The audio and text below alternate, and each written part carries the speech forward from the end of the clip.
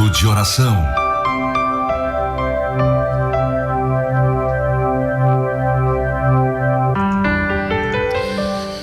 Queridos, vamos orar, vamos à presença do Senhor Jesus, mas antes quero deixar uma palavra ao seu coração nesta manhã, palavra de Deus, que é o nosso alimento, e a gente não pode viver sem o alimento material e também, principalmente, sem o alimento espiritual. Jesus disse: nem só de pão viverá o homem, mas de toda palavra que sai da boca de Deus. No livro de 1 Samuel, no capítulo 5, diz assim: os filisteus, pois, tomaram a arca de Deus e a trouxeram de Ebenezer a Asdod.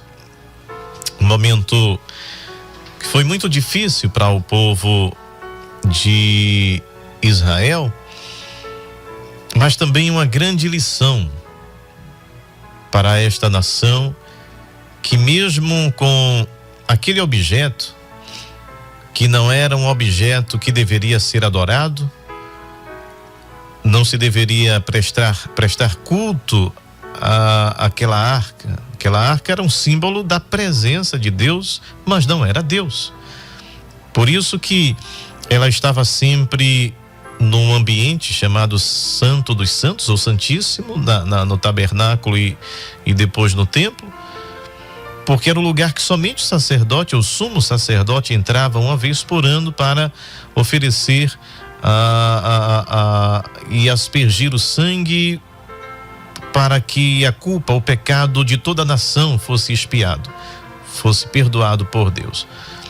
Portanto, não era um objeto de adoração e de veneração. Deus não mandou criar ou fazer ou forjar qualquer imagem ou qualquer coisa que chamasse os homens a se prostrar diante daquilo. Tudo carregava um simbolismo que apontava para algo muito maior, que era o próprio Deus encarnado, né? Só que com o passar do tempo, a Arca da Aliança, ela passa a ser um objeto de veneração, de adoração. Ela passa a ser o que fosse atualizado hoje nos nossos dias, que as pessoas usam, né, como um objeto que traz sorte, né? Aqui a gente popularmente, né, chama o trevo, o pé de coelho. É como se a arca se tornasse o pé de coelho. A presença dela garantia a vitória, a presença dela afugentava os inimigos. Portanto, eles desvirtuaram aquilo que essencialmente evocava outra coisa. Era Deus apenas dizendo: olha, esta arca é apenas um símbolo de que eu estou no meio de vocês.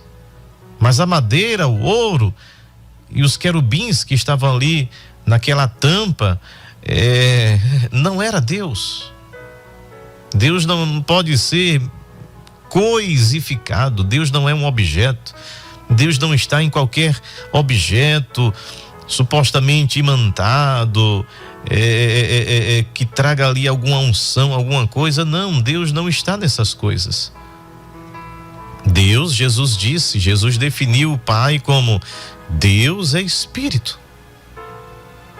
E qual a forma de um Espírito? Como é um Espírito? O que Jesus está dizendo é que Deus está em todos os lugares. Este é um ser pessoal, mas que tem este poder de estar em todos os lugares. Deus é Espírito. Importa que os seus adoradores o adorem em espírito e em verdade. Então, vendo o Senhor que o povo estava já trazendo uma espécie de adoração, de veneração, de culto ao objeto, lembra que tempos atrás isso aconteceu com aquela serpente que Moisés fabricou lá no deserto, porque o povo foi castigado pelas serpentes venenosas que começou a matar, começou a picar as pessoas, e Deus mandou que Moisés fizesse uma serpente de bronze e a erguesse, e todos aqueles que olhassem para aquela serpente tinha o sangue, tinha o seu sangue curado, tinha o veneno que estava no seu corpo era tirado. Só que isso também é um símbolo do qual o próprio Jesus, ele menciona dizendo: assim como Moisés ergueu a serpente no deserto, importa que o Filho do Homem também seja erguido, para que todo aquele que olhar para ele seja salvo. Ou seja, Jesus se coloca ali no lugar desta serpente, servindo como um antídoto contra o pecado. Porque o antídoto do veneno da serpente é o veneno da própria serpente, né? Então Jesus se fez maldição, Jesus se fez esse veneno para curar o veneno da nossa alma, o veneno do pecado. Então é a única menção na Bíblia em que Jesus, ele mesmo se compara a esta serpente. As demais referências para a serpente ou é um animal ou se refere a Satanás, ao diabo, a antiga serpente. E o que é que Deus faz? Deus permite que um dos maiores inimigos de Israel pusesse as mãos na arca. E havia uma recomendação de Deus para o povo de Israel, dizendo que ninguém tinha autorização, a não ser aquelas pessoas reservadas para isto, poderiam tocar na arca, transportar a arca. Os sumos sacerdotes que assim executavam esta obra. Não era qualquer pessoa que poderia tocar nela, se aproximar dela. Certa vez, quando a arca era transportada para Jerusalém sob a ordem de Davi, um homem chamado Uzá, quando os bois num terreno lamacento, os bois tropeçaram e Uzá tentou salvar a arca, e a Bíblia diz que ele foi fulminado, ele morreu instantaneamente porque tocou na arca do Senhor. Então as pessoas tinham uma espécie de veneração ao objeto, não entendendo o espírito daquilo que Deus queria ensinar, não entendendo a mensagem de Deus, dizendo é apenas o simbolismo de algo que aponta para algo que vem.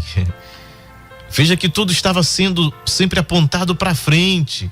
Moisés diz: Deus suscitará um profeta maior do que eu, ou seja, lá na frente vai vir um profeta maior, a este ouvireis. Deus, quando o povo passou pelo Rio Jordão, ele mandou colocar pedras como memorial, porque quando as futuras gerações perguntassem: que monumento é este, que pedras são estas?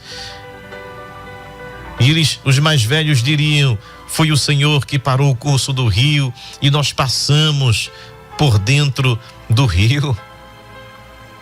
Então sempre está apontando para frente, para algo que viria, para algo poderoso, para algo muito grande. O escritor aos Hebreus vai dizer que estes grandes homens de Deus tinham esta esperança de alcançar a promessa, portanto morreram sem alcançá-la, mas que abriram essas veredas para nós, morreram com este intuito deste algo muito maior que viria, desta salvação, desta redenção. E aí a arca foi levada, diz, os filisteus tomaram a arca de Deus e levaram para Asdod, que era uma das 5 cidades edificadas pelos filisteus. E é interessante que esta arca foi colocada na casa de Dagon, deus Dagon, um dos deuses, né? Mas o maior dos deuses dos filisteus, que era da cintura para cima um humano e da cintura para baixo um peixe, como se fosse uma sereia. Este Deus era o Deus dos navegantes, era o Deus dos pescadores e era o Deus também da fertilidade no sentido da agricultura, né? Que fazia a terra ficar fértil, e era o Deus das plantações, muito cultuado pelos filisteus. E a arca do Senhor, aquela arca que simbolizava a presença de Deus, que estava no lugar sagrado, no Santo dos Santos, que depois foi colocada no templo do Senhor, no lugar santíssimo, mas que agora estava nas mãos dos filisteus. É a lição de Deus dizendo para os israelitas que Deus não é um objeto, que aquela arca poderia ser tirada, que aquela arca poderia ser furtada, ser levada, porque ela se tornou agora um objeto de veneração. Veja que quando a arca de Deus é levada, há um desespero das noras e de Eli. E veja que no momento do parto, onde suas noras dizem, acabou, como quem diz, foi-se a glória do Senhor foi embora, porque roubaram a arca, ou seja, eles estavam presos a um objeto. Eles estavam presos a algo que Deus diz, não, vocês não devem adorar, isso não foi feito para adoração. Um homem de Deus, que era um homem muito pesado, muito gordo, caiu da cadeira para trás, quebra o pescoço e morre. Tanto era o desespero porque levaram uma caixa de ouro. Eu acho interessante porque Davi, a Bíblia chama Davi de um homem segundo o coração de Deus, porque é bem interessante, parece que Davi já tinha lido Paulo, parece que Davi já tinha lido os evangelhos, parece que Davi já tinha lido, o Novo Testamento, porque a sua compreensão estava para além daqueles ritos. Davi era rei, Davi era judeu, havia lei judaica estabelecida, mas a mente de Davi estava para além, para algo maior. Ele sabia que Deus não estava preso àqueles ritos, ele sabia que aquilo apontava para algo muito maior e libertador. Ele sabia que a lei de Deus era boa, era perfeita, mas que se tornava uma maldição porque era impossível cumpri-la integralmente. Parece que ele já tinha lido Tiago, porque ele disse, se você foi excelente em 99%, mas errou 1%, você transgrediu toda a lei, portanto, ela se torna esta maldição por eu não conseguir cumpri-la cabalmente. Por isso ninguém poderia ser salvo pela lei. A lei serviu apenas de aio, de instrutor, de um instrumento que me dizia, ande em santidade, olhe para Deus, observe a lei do Senhor, até chegar aquele que cumpriria toda a lei por nós e nos traria para a sua graça. E pela graça sois salvos. Já não vem mais das obras, já não vem mais dos ritos, já não vem mais dos sacrifícios, já não vem mais por observar qualquer item do qual a lei dizia, se não fizer assim morrerá, se não fizer assim é maldito. Mas ele cumpre em si tudo isso e diz, Pai, eu cumpri o que eles não poderiam cumprir.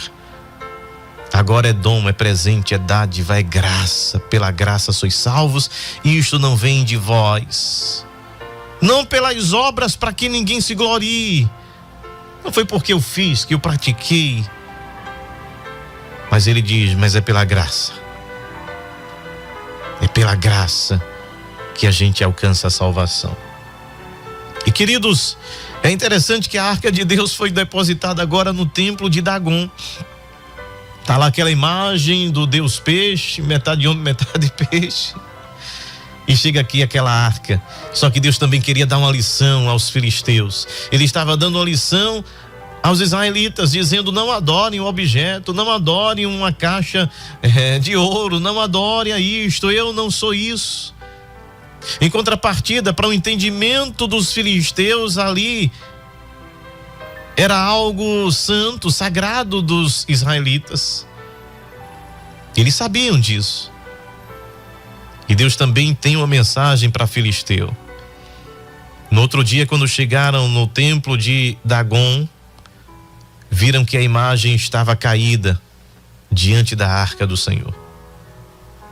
Pegaram aquela estátua, colocaram no seu devido lugar, e no outro dia, diz o texto, levantando-se de madrugada no dia seguinte pela manhã, eis que Dagon jazia caído em rosto em terra. Quem derrubou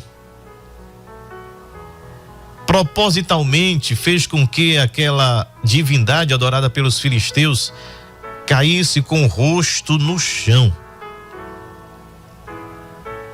A cabeça de Dagon e ambas as palmas de suas mãos estavam mas o resto caiu no chão. E aí eles disseram: olha, a mão do Senhor se agravou, começou a feriu com a praga de tumores, começou a devastar aqueles moradores de Asdod, e disseram: não fiquemos com a arca do Senhor, o Deus de Israel, pois a sua mão é dura sobre nós e sobre Dagon, nosso Deus. E enviaram esta arca a Gate. Chegando em Gate, a mesma coisa, eles começaram a ficar desesperados, dizendo: olha, vamos morrer, vamos ter que devolver a arca do Senhor. E aí a história continua, e eu quero que você leia depois, com tempo, porque já não temos tanto tempo. Eu quero encerrar aqui essa mensagem dizendo que depois eles ofertaram uma oferta de culpa, devolveram a arca do Senhor ao povo de Israel. Queridos, a gente aprende com essa história que a verdadeira adoração a Deus não consiste em coisas materiais, não consiste numa adoração, como diz Paulo, porque transformaram a glória de Deus em coisas, em quadrúpedes, já aqueles que adoram a animais, a objetos, a imagens. Não. Aí a gente volta para aquela conversa de Jesus com a mulher samaritana, quando ela diz: é em qual templo, em qual lugar, é no monte ou no templo? E Jesus diz: olha, mulher, e quem é Jesus? Jesus é o próprio Deus. É aquela arca que simbolizava a presença de Deus, portanto agora encarnada, carne e sangue, como diz João. Ele diz: os nossos olhos viram e as nossas mãos apalparam, pegaram, tocaram no verbo da vida. Ele não é uma forma aparente de humano, como dizem os gnósticos. Ele é gente como a gente. Ele suava, ele sangrava, ele tinha fome e sede. Então aquela arca que simbolizava a presença de Deus, agora é em Cristo que se apresenta no meio de nós. É o Emanuel, o Deus conosco. E como é que nós devemos adorá-lo então? Não através de coisas, de imagens, de objetos, de uma pedra que vem de Israel, ou de um pedaço de galho das oliveiras, do Monte das Oliveiras, ou da água que vem do Jordão, ou de um sabonete ungido, ou de um perfume ungido, ou de um sal grosso, ou de qualquer outra coisa. Jesus diz que a verdadeira adoração parte daqueles que entendem e reconhecem Deus como esse Espírito. Deus é Espírito. Ele está onde você for, Ele está presente. E o Pai procura os verdadeiros adoradores, que sabem quando se conectam, sabe que quando fecham seus olhos, quando oportuno, ou dobram seus joelhos, quando necessário, quando oportuno, a sua oração sobe, transcende, vai além das dimensões e chega até a presença dele. E eu não preciso de um intermediador que não seja o Espírito Santo. Eu não preciso de um pontífice, porque o meu sumo pontífice se chama Jesus Cristo, o Rei dos Reis e Senhor dos Senhores. Eu não preciso de nenhum objeto santificado, ungido, para que eu me achegue a Ele. Ele me ensinou dizendo: se você for ao seu quarto em secreto, fechar a tua porta e orar em secreto, este Pai que vê tudo vai te responder também em secreto. Você não precisa de nenhum objeto, Você não precisa de nenhum artifício que te ligue a Deus. Você só precisa crer, usar a sua fé. Você não precisa nem da Arca da Aliança. E graças a Deus que ela sumiu. Deus fez questão de sumir, assim como a serpente de bronze que foi destruída, porque passou a ser objeto de adoração, de veneração. Graças a Deus que a arca não existe mais, porque Jesus disse a Tomé: Tomé, você está vendo para crer, mas bem-aventurado aqueles que não tem um pedaço do meu manto, não tem um pedaço da minha cruz, não tem um pedaço de nenhum objeto, não tem o cálice onde eu tomei a última ceia. Eles não precisam de nada disso. Tem aí agora o Santo Sudário, né? Que diz uma visão lá em 3D que diz que é de Jesus, enfim. Aí o próprio Jesus vem e diz assim: eles não precisam disso. Muito mais bem-aventurado são aqueles que lá no ano de 2025 não sabe como é o meu rosto, a cor dos meus olhos, o tamanho, a minha estatura, não sabe o timbre da minha voz, a cor do meu cabelo, nunca me viram. São mais bem-aventurados do que você, Tomé, que está me vendo ressurreto. Não precisa de nenhum objeto para se ligarem a mim, bastam apenas confiar, ter fé e crer de todo o seu coração que eu estou com eles todos os dias até a consumação dos séculos. Que eu já fiz tudo por eles, que eu já quitei, que eu já risquei esta dívida, que eu já rasguei o véu, que eu já coloquei ele no Santo dos Santos, que agora eles podem falar com o Pai. Mas bem-aventurados que não viram e creram. Nós somos esta geração mais bem-aventurada. Coloca a tua fé em ação. Você não está vendo Jesus, mas você pode senti-lo e ter a certeza de que você está falando e Ele está te ouvindo. Amém, amém e amém. Pai bendito, Deus eterno, te louvamos, glorificamos o teu nome. Obrigado pela tua palavra. E nós temos a certeza que tu estás ouvindo o nosso clamor, a nossa oração e recebendo a nossa adoração nesta manhã, porque onde houver 2 ou 3 reunidos em teu nome, ali está a tua confirmação, Senhor. E há muito mais. Daqueles que agora estão aos teus pés, orando, clamando a ti, chorando, reconhecendo que não precisam de nenhum objeto para falar contigo, é só dobrar os joelhos, é só fechar os olhos, é só inclinar o coração a ti, sabendo que tu estás ouvindo o nosso clamor e a nossa petição. Continua abençoando esta programação, aos teus filhos que nos acompanham através do rádio, da internet, da nossa live no YouTube. Continua abençoando esta obra, o teu servo, nosso pastor presidente, Ailton José Alves. Continua abençoando o teu filho, dando saúde. Abençoando a todos que lhe auxiliam nesta tão grande obra. E assim nós te pedimos humildemente, te agradecemos por tudo em nome de Jesus. Amém.